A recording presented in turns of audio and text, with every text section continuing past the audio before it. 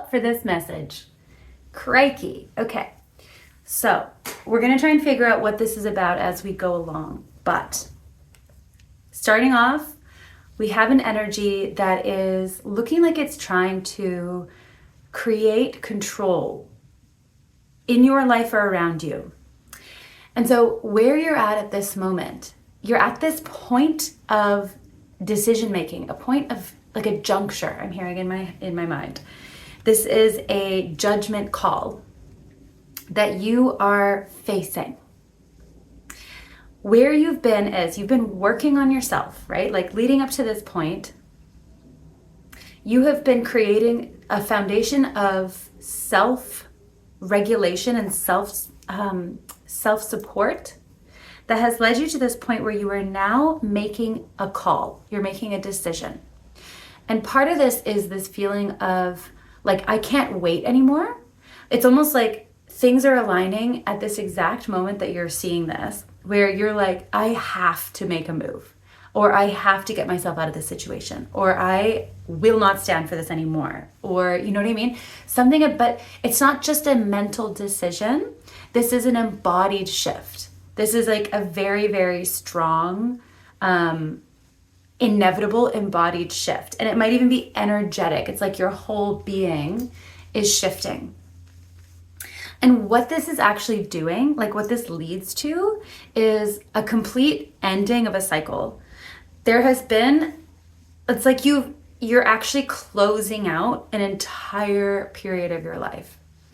And I think that this period of your life was one that just left you feeling like over and over and over again, like you couldn't win. That's the feeling. You just couldn't motherfucking win. And so what this judgment call is, this is almost like an embodied response to that phase of your life or to those experiences, just being like, I am done. I'm fully motherfucking done with these kinds of painful experiences. So you call judgment, or judgment is being called in this situation. Now, the overall energy is one of control, or like mind control. And I'm not entirely sure yet whether this is someone else, like an energy around you that you are having to call judgment on, or if this is like in some way an internal relationship with yourself, some kind of like strange rule setting that you have like placed on yourself that has insidiously been controlling you and your ability to like feel actually free or autonomous or something. But we're going to figure this out as we go along. There is also a theme. The Queen of Cups is coming through, and I think this is you.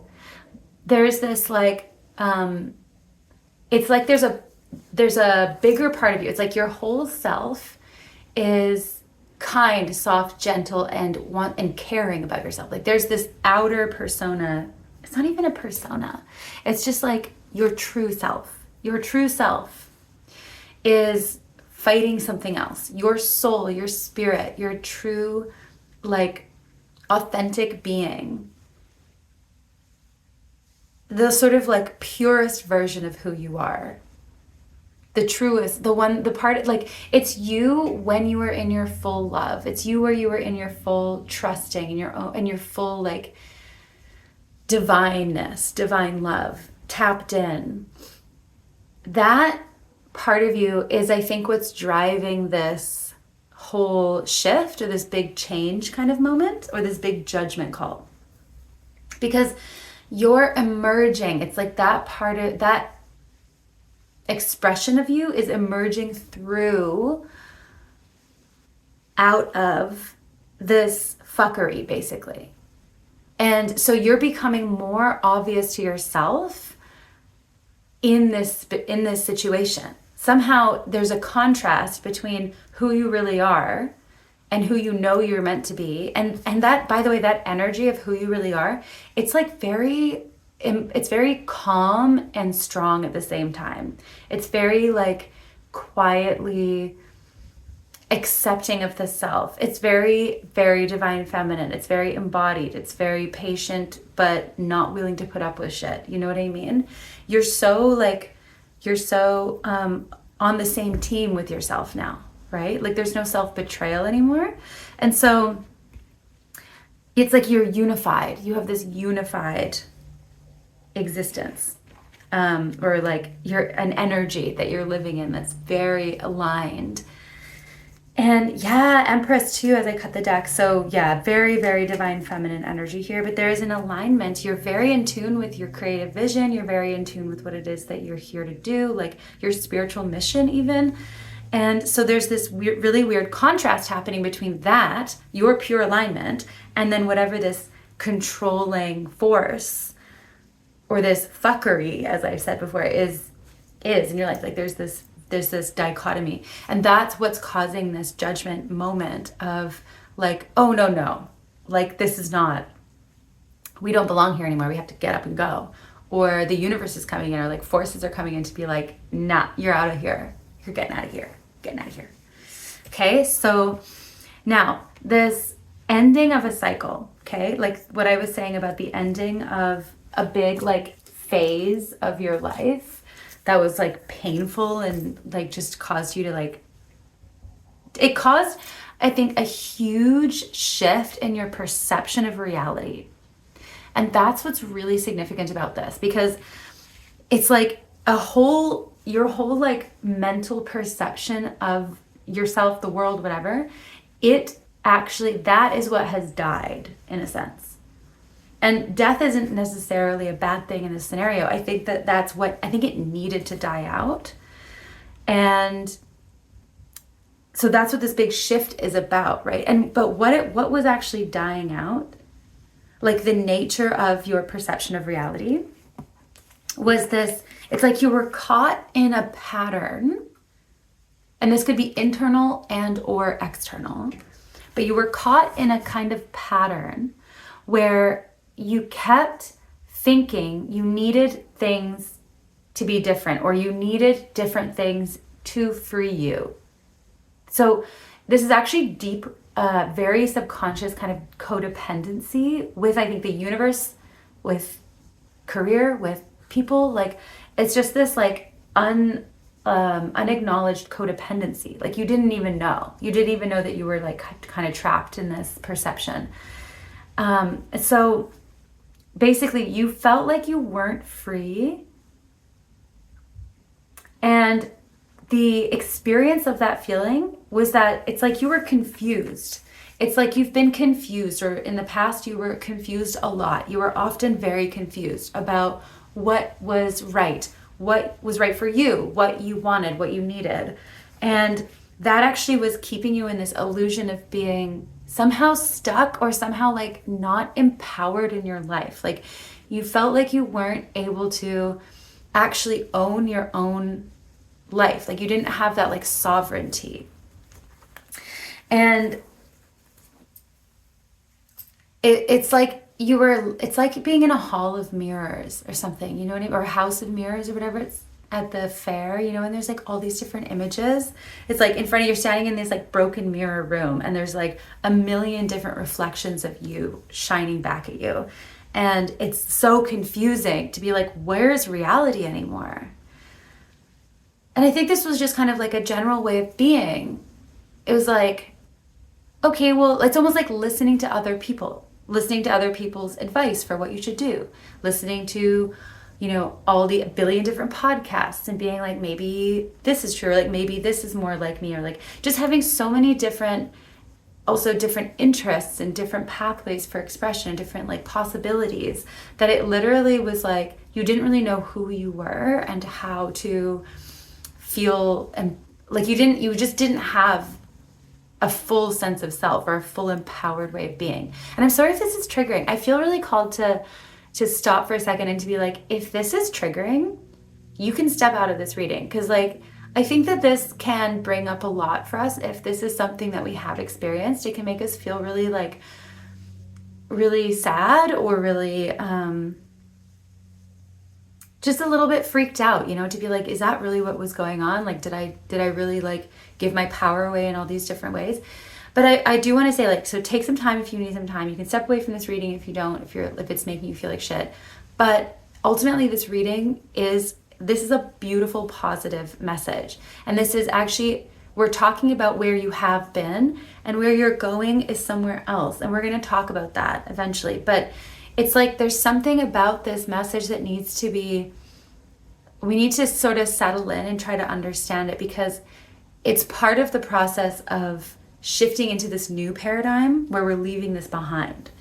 There's a processing that needs to happen, and acknowledging it and looking at it honestly is actually really important, so that we don't repeat these patterns, and so that we can really really accept the part of us that was doing that. Because frankly, with the Devil card here and with the Hierophant, with the Seven of Swords, like, this to me is giving trauma response. This to me is giving, this was your way of being in the world because of shit that you'd been through, or because of like individual or systemic traumas that you had like witnessed or experienced yourself. Like, this is a way, and this is also, I'm getting like an effect of the greater scheme, the effect of patriarchy, the effect of culture, like pressing upon you, making you feel like you weren't, making you feel this way, like making you feel this kind of like ungrounded, unsovereign way, like you didn't actually have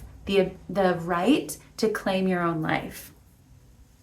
And this kind of shows up in like subtle ways as well, where it's not necessarily like you acted thinking, I don't feel empowered. It's like, first of all, like I said before, it's subconscious.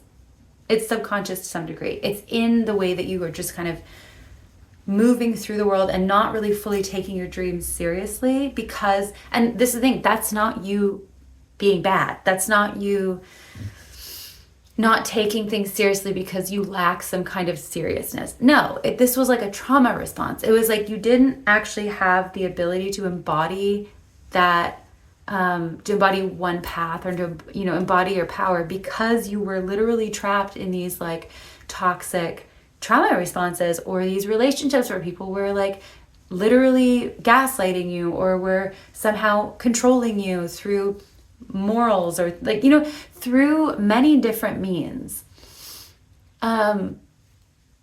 Societal conditioning is really coming through here. These illusions of entrapment that are not really true, but that cause confusion because you're not able to really feel and perceive who you really are. Right? So this moment that you're in right now is a moment of huge shift. This is like a total paradigm shift. And it's ending, it's like this is giving the sort of astrological energy of the time as well. So like you are literally being shifted out of a way of existing into a different way of existing. And so now I want to talk about what this is mostly around, because I have kind of been talking about like life decisions, and there's some cards here that are really pressing that home for me. Like, this is more about your ability to believe in your own skills and gifts, your ability to like, I honestly am seeing like be self-sufficient and make money.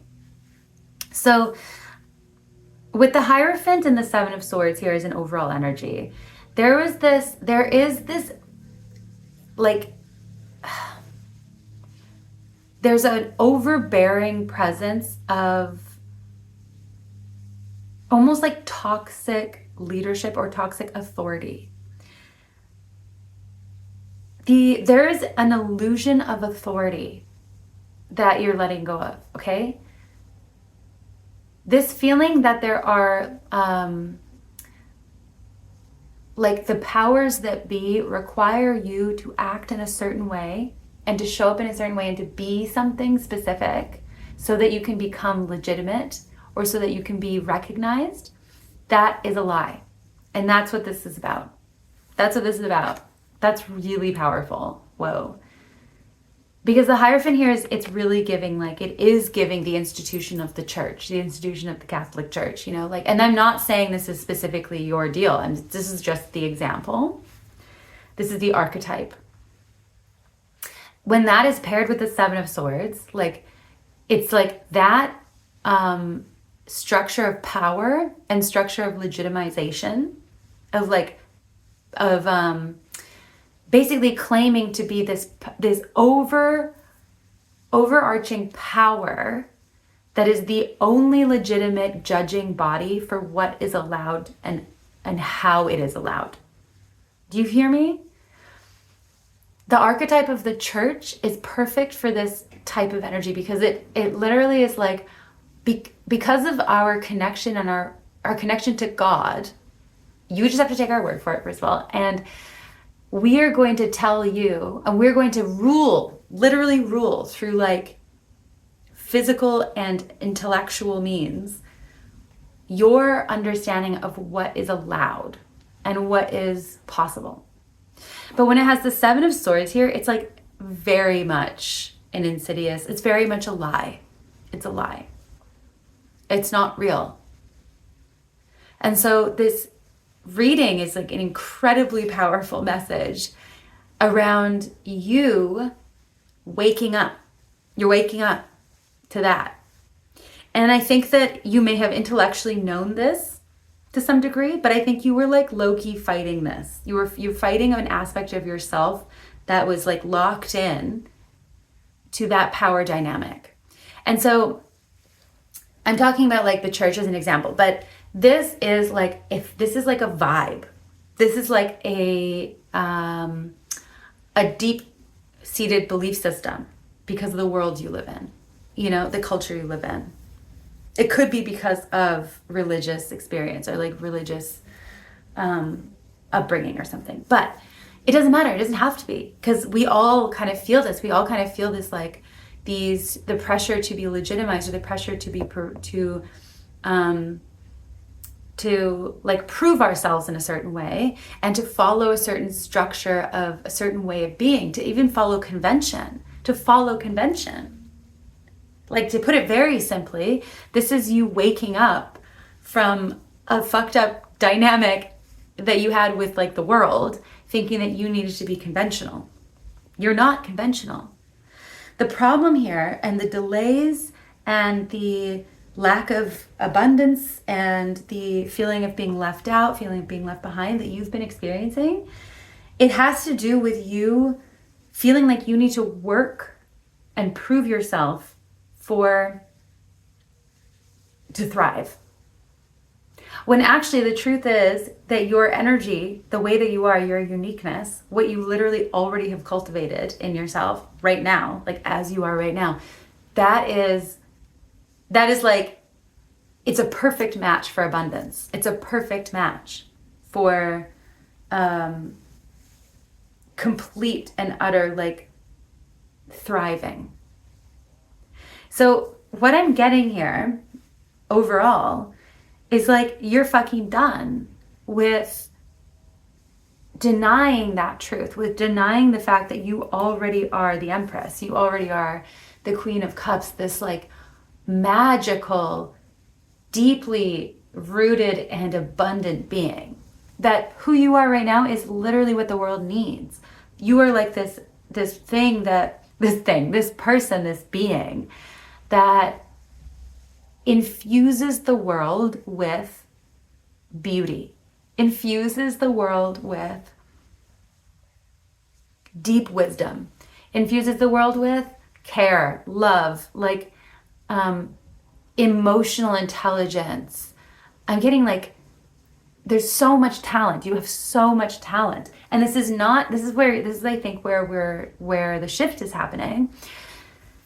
You're not seeing that like, oh, you have talent, but you need to channel it through these conventional means, or you need to prove it in a certain way because like, yeah, you know you have talent, but like nobody else does. And so the only way that I can like build a life on these talents is if I like prove it to other people. That's what's shifting. You're waking up from the illusion of that. You're like, oh, fuck that. I actually already am everything. And that this weird forcing energy, or this proving yourself energy, is what has actually been creating the delays.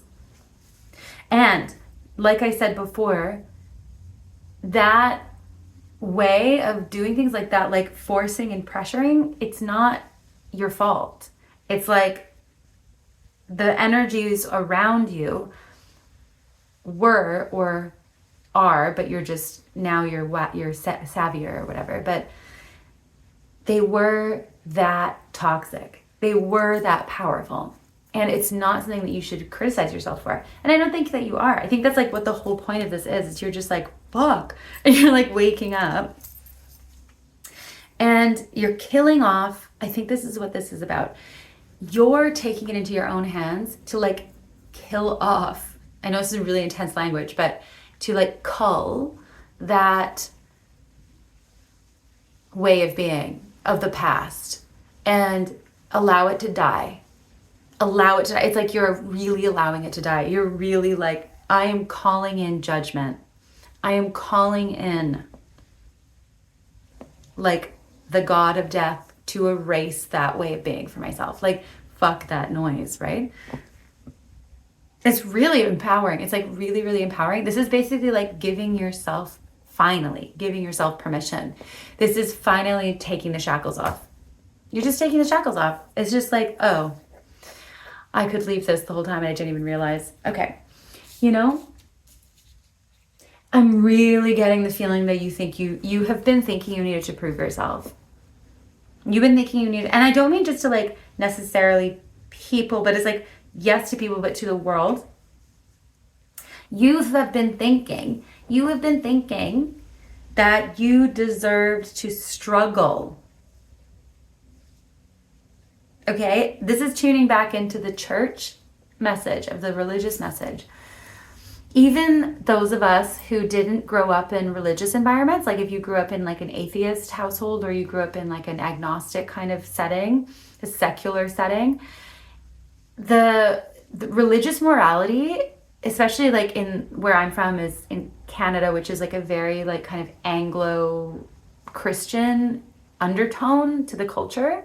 Even if it's a diverse country, but that is the like structural undertone of the general culture. And to think that it isn't there is you're being naive, right? So a lot of us do grow up, whether we grow up in directly religious settings or not, we will still absorb like religious morality and like ethics that are rooted in like historical notions of what is virtuous and what is to be like, what is the way that a person should act, like what is godly. And usually we wouldn't see it that way, but if you think about it, you'll notice like there is, I'm going to speak just from a Christian point of view, also because this archetype is giving Christianity, but there really is this like deeply seated notion that it's more virtuous to struggle in poverty and to, you know what I mean? Like that there's something actually more virtuous in poverty than there is in riches. Or then there's also these overarching like more cultural societal ideas about like the rich are evil.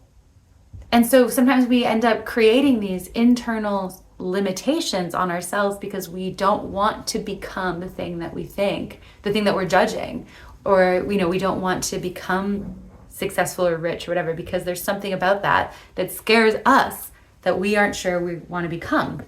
There's so many subconscious beliefs that we can carry that are like rooted in way deeper and way more like historical or systemic ways of thinking about things than you can even realize, which is, I'm trying to tell you this, that you don't take on this like weird self-criticism, because it's like not just you, right? Unlearning, detangling ourselves from it is a whole process. It's a whole fucking thing. And it takes time. And I think that you were actually living under this weird energy. Now, you're not weird, but just the energy's weird.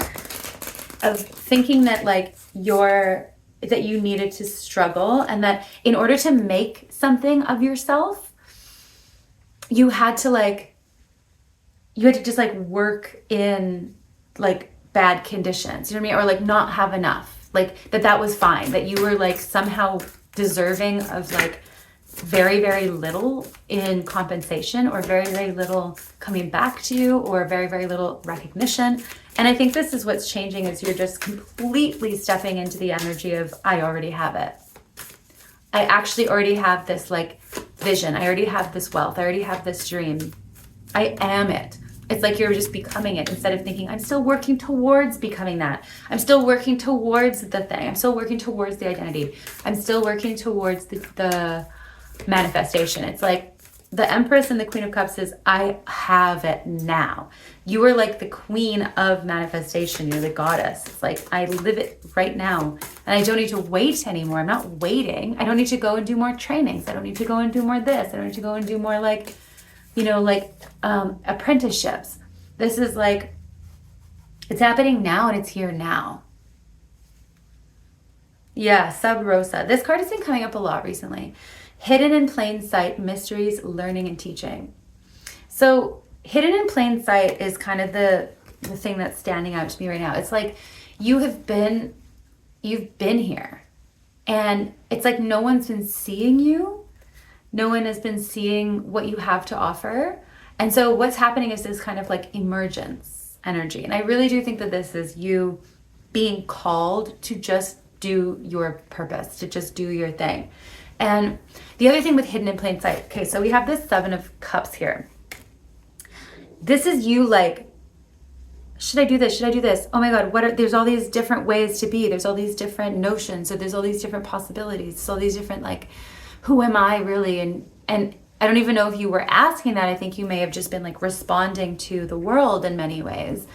And this is not fully everything. This is not like your whole entire life, your whole entire identity. I just think that this has been a main theme for you, or a big struggle point for you. And so what this is saying with this hidden in plain sight thing is like, the most obvious thing is the thing for you. The thing that you're already really good at and that you just do naturally. And I mean, like, get really fucking simple about it. Get really obvious. Not, okay, I'm good at this. So it's like the thing that I'm not quite yet, like I don't actually have this job, or I don't actually have this way of being in the world, but I know I could do it. No, not that. Not the thing that you think you could be. The thing that you actually are right now. That's the key. That's who you are. You can actually just be that. And I think that's what's coming through here. And I think that feels bizarre, because you're so used to overworking yourself. You're so used to burnout. You're so used to pushing yourself and to having to like keep working towards things in order to prove yourself. Always thinking that there's like, that it's coming. It's just in the future. You just have to do a little more. You just have to like train a little more. You just have to become a little more amazing, a little more professional, a little more whatever. And like the mystery here is that like, or it's not really a mystery, but it's like the thing that's being uncovered now is that the truth has just been hidden in plain sight this whole time. It's just what you already are, you know? Like it's just like being and doing the thing that you already are. I don't know, I can't keep saying it because I feel like we need to have it hammered home or something. Now, learning and teaching, I think this has a lot to do with like what you have learned and been taught through this process. I think that you're just like, whoa, I've come to the end of a lesson. That is like ginormously interesting and powerful lesson. And I do think that embodying this is actually a little scary for you. I think that there's this like, because I'm feeling it in my body when I tap into that energy, it's like, oh, that's really unnerving. You mean I actually can just show up authentically? And showing up authentically and in your power is scary because of what you think other people are going to do in response. Again, I'm coming back to this church idea. The church has historically like actually killed people for heresy, which means being outside of the norm, speaking about things in emphatic ways that were outside of the church's like, intention. And by the way, I am not a hater of Christianity or religion at all. In fact, I practice and have a lot of like, I have my own spiritual tether in that tradition. But this just seems to be the really effective metaphor coming through. Like, this is the archetype. This is the symbol we're working with, okay?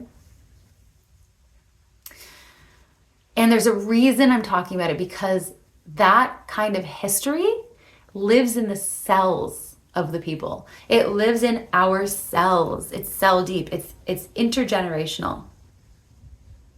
Fear of stepping out in one's authenticity, fear of being bold, fear of showing up, being like, I am more than enough. Just saying that, like stating that to the world, feels so ballsy that it feels dangerous.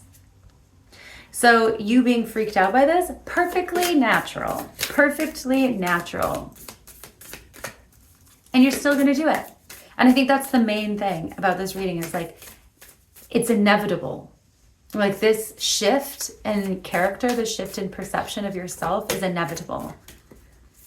And it's important that you go through this now, so that everything that you do, all the steps that you take in the future, like that you'll be continuing to take down this path or whatever, in alignment with your soul, everything is going to be now so much more aligned, because you have shed this past way of being, because you've graduated, because you've literally, it's like entering a kind of heavenly realm where you are now in connection with God. It's like so much has stripped away, and what's left is this like very strong, true sense of self. And so all the decisions that you make after this are coming from this place of like deep alignment. So if you do decide to go for something, if you do decide to like continue to learn or continue to like develop yourself, which would be wonderful, you'll be doing it from a place of like integrity and authenticity, rather than needing to prove yourself, needing to fulfill other people's notions of success or desires for you. It's not coming from, okay, I guess I'll try this out because somebody says that it's a good idea, or that someone else did it, or I'm not going to like base my self-worth on what other people want to see from me. I'm not going to like listen to, so many things that I get so confused about what I really want. Whatever, It's all this stuff. It's like, yeah. You're now moving from a place of like deep integrity and soul alignment. Oh, it's so cool. I'm feeling this like a sort of a silence now. And so I think that's our reading. Thank you so much for tuning in and for being here. And, interact if you would like to. I'd love to hear what you have to say. If you want to share anything with the community that's building here, would love that. Yeah. See you next time. Bye.